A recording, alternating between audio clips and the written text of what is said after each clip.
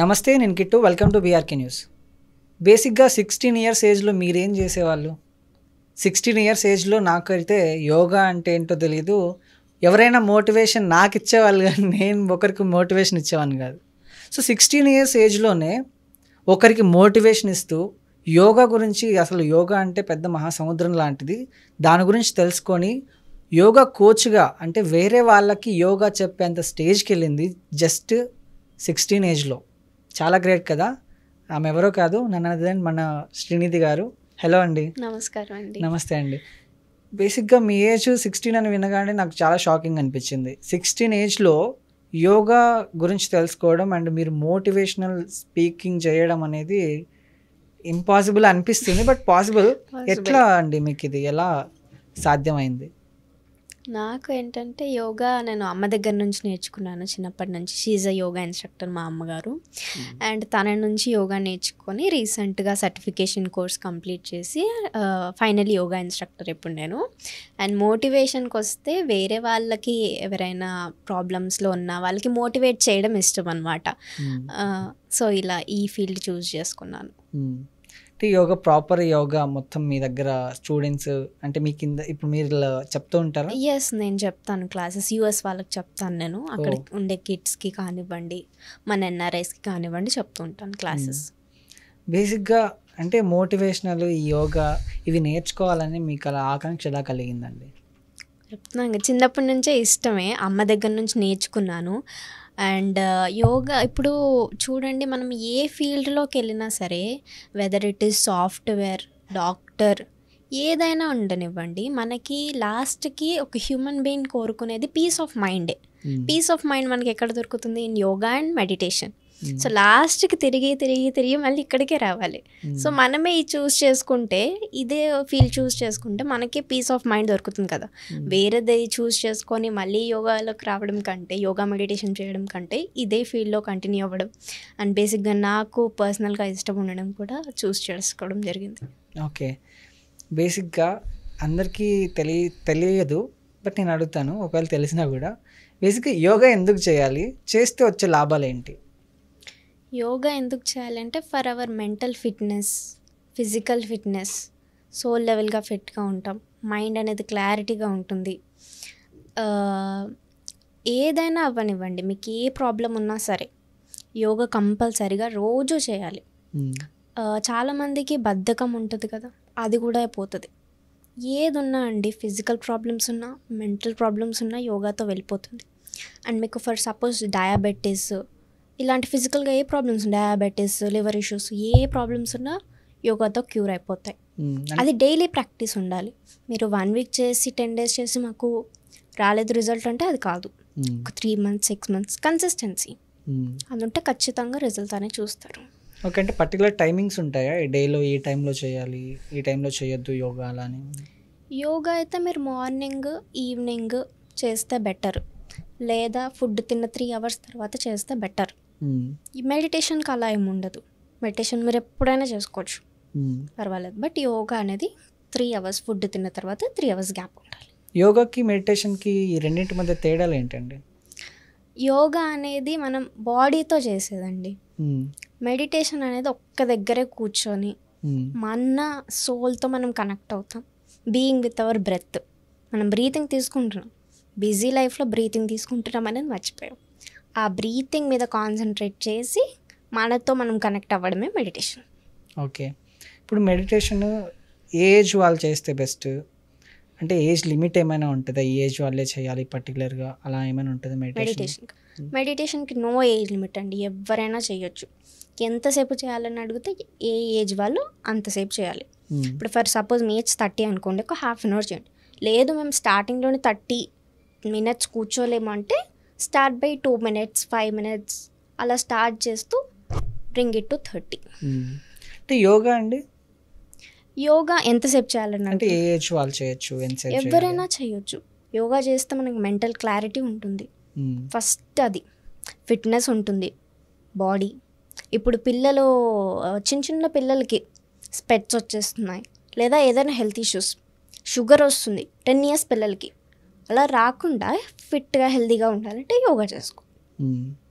అంటే ఫుడ్ ఇలా మెయింటెనెన్స్ ఇలా ఉండాలా యోగా చేసే వాళ్ళకి, పర్టికులర్గా యోగా మెడిటేషన్ చేసే వాళ్ళు నాన్ వెజ్ తినద్దు అలా చెప్తూ నాన్ ఉంటారు. వెజ్ అయితే తినొద్దండి, జంతువుని చంపుకొని మీరు ఎలా తింటారు చెప్పండి. మ్మ్. బట్ అది ట్రై చేయండి వెజిటేరియన్గా ఉండడానికి కూడా. మ్మ్. ఎందుకంటే ఇప్పుడు మీరు ఒక హెవీ బిర్యానీ తిని చూడండి, మన మైండ్ ఎలా ఉంటుంది ఒక 6-7 అవర్స్ వరకు. మ్మ్. అదే లైట్ ఫుడ్, మంచి వెజిటేరియన్ ఫుడ్ తీసుకొని చూడండి ఎలా ఉంటుంది. రెండు అబ్జర్వ్ చేసి అప్పుడు చెప్పండి నాన్ వెజ్ తింటే ఎలా ఉంటుంది, వెజ్ తింటే ఎలా ఉంటుంది అలా. ఓకే, ఇప్పుడు అంటే మైండ్ని కంట్రోల్ చేస్తాయి నాన్ వెజ్ వెజ్ అనేవి. ఎస్ అండి, అదే చెప్తున్నాను. ఇప్పుడు మీరు హెవీగా బిర్యానీ తిన్నారు, పొట్ట అంతా ఫుల్గా ఉంది, నిద్ర వస్తూ ఉంటుంది. వెజ్ ఫుడ్ తీసుకున్నారు, లైట్ వెయిట్గా ఎంత హ్యాపీగా డే అంతా వర్క్ చేయొచ్చు. అదే నాన్ వెజ్ తింటే బ్రెయిన్ అంతా సరిగా పనిచేయదు. అదొకసారి టెస్ట్ చేసి చూసుకోండి, అప్పుడు ఎక్స్పీరియన్స్తో అప్పుడు చెప్పగలుగుతారు మీరు. అండ్ మీరు మోటివేట్ చేస్తుంటారు కదా, ఇప్పుడు ఒక చిన్న టాస్క్ మీకు. ఇప్పుడు ఒక ఇంటర్ చదివే అబ్బాయి ఒక 5 సబ్జెక్ట్స్లో 4 సబ్జెక్ట్ ఫెయిల్ అయ్యాడు అనమాట.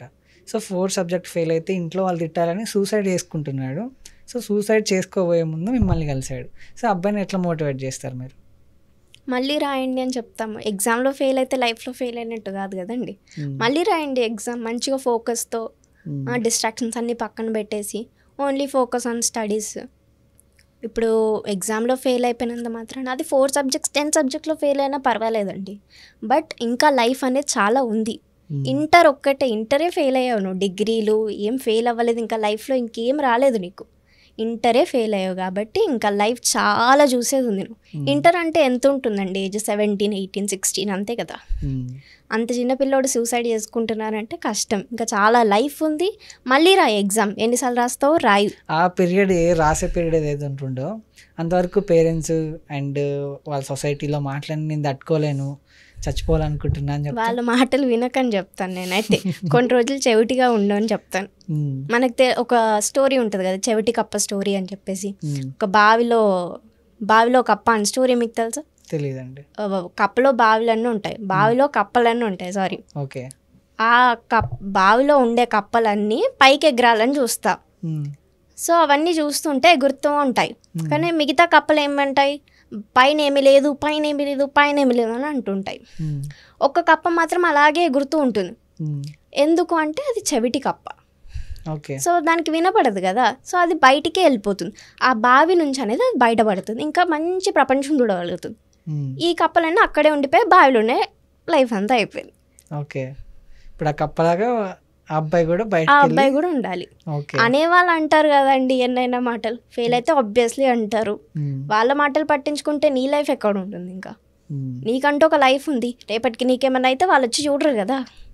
అది మైండ్లో ఉంచుకొని నీ లైఫ్ కోసం నువ్వు పోరాడాలి. ఇప్పుడు అందరూ మనీ వెనకాల పరిగెడుతున్నారు కదా, సో ఇప్పుడు మనీ వెనకాల పరిగెట్టి ఫ్యామిలీకి టైం ఇవ్వకుండా వెళ్ళిపోతున్నారు చాలా మంది. అంటే టైం ఉండదు బేసిక్గా. అలాంటి వాళ్ళని మీరు ఎలా మోటివేట్ చేస్తారు? ఇప్పుడు ఫ్యామిలీకి మీరు టైం ఇవ్వకపోతే, ఫర్ సపోజ్ పేరెంట్స్ని చూసుకోండి, పిల్లలకి టైం ఇవ్వరు. మళ్ళీ రేపు ఫ్యూచర్లో ఆ పేరెంట్కి ఏదైనా ఇష్యూ వచ్చిందండి, ఏదైనా యాక్సిడెంట్ అయ్యింది, లేదా ఏదైనా ఇష్యూ, షుగరు ఇలా ఏదో వచ్చింది. ఇప్పుడు ఆ పిల్లోడు ఫాదర్ని పట్టించుకోడు.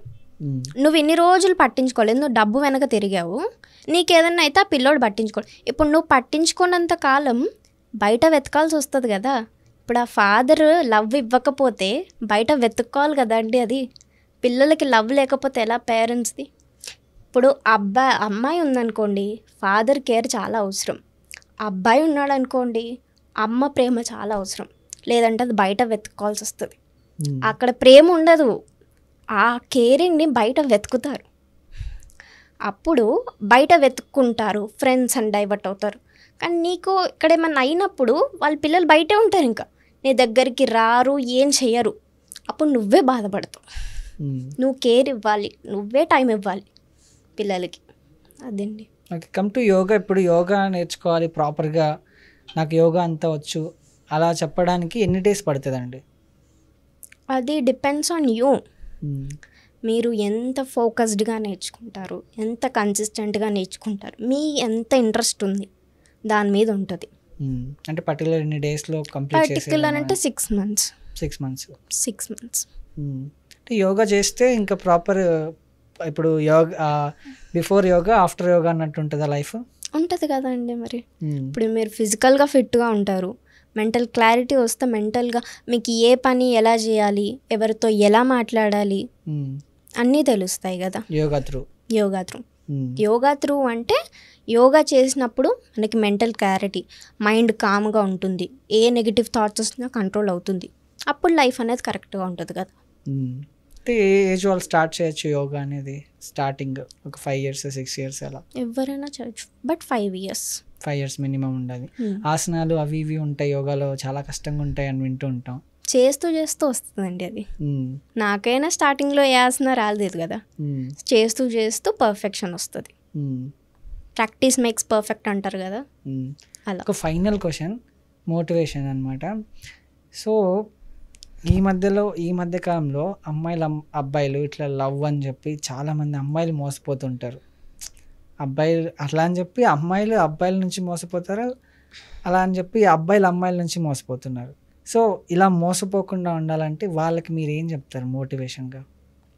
మోటివేషన్ ఏం ఉండదండి లవ్లో. టీనేజర్స్ అంటే ఆ ఏజ్ అట్రాక్షన్ ఏజ్ కదా, మనం ఆ ఏజ్లో ఏం చెప్పలేం. కాకపోతే ఇంట్లో పేరెంట్స్ లవ్ ఇవ్వాలి. ఇప్పటివరకు చెప్పాను కదా, అమ్మాయికి తండ్రి ప్రేమ ఉండాలి, అబ్బాయికి తల్లి ప్రేమ ఉండాలి, లేదంటే అది బయట వెతుకుతారు. ఇంకా ఆ ఏజ్లో అయితే చాలా డెలికేట్ ఉంటారు. ఇక్కడ మనకి చిన్నగా తిట్టినా సరే చాలా ఫీల్ అయిపోతారు. ఆ ఏజే అట్రాక్షన్ ఏజ్. అండ్ అలా లవ్లో పడకూడదంటే మీకంటూ ఒక కెరియర్లో ఒక గోల్ అనేది ఉండాలి. రేపటికి ఒక ఫ్యూ ఇయర్స్ 10 years తర్వాత నేను ఈ పొజిషన్లో ఉండాలి, నా ఫ్రెండ్స్ నా ఫ్యామిలీ అంతా చూసి నన్ను ప్రౌడ్గా ఫీల్ అవ్వాలి అనేది ఒకటి మైండ్లో ఉంటే అది మీరు లవ్ ఇవన్నీ అయినా టైంపాస్ చేయరు. అంటే లవ్ చేయాలి తప్పు అని చెప్పట్లేదు, కానీ రైట్ ఏజ్, నీకు అంటూ మెచ్యూరిటీ ఉందా అన్నది కూడా ఉండాలి. అప్పుడు చేయండి లవ్ అనేది.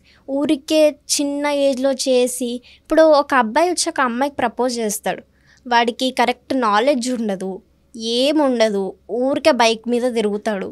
రేపటికి అమ్మాయి నువ్వు ఎలా చూసుకుంటావు? ప్రేమ అంటాడు, మరి ప్రేమ అంటే నువ్వు తనకి రేపటికి అన్నీ ఏర్పాటు చేసి పెట్టాలి కదా. రేపటికి నువ్వు తనని ఎలా చూసుకుంటావు అంటే ఏం ఆన్సర్ చేస్తారండి? ఈ ఏజ్లోనే లవ్ అంటే కష్టం కదా. ఒక రైట్ ఏజ్ రైట్ మెచ్యూరిటీ వచ్చినాక లవ్ చేయండి. ఓకే, సూపర్ అండి. మీరు ఇంత చిన్న ఏజ్లో ఇంత మంచిగా మాట్లాడుతుందంటే చాలా గ్రేట్. సో మీ విలువైన టైంని మా BRK ప్రేక్షకులకి ఇచ్చినందుకు thank you so much. Thank you అండి.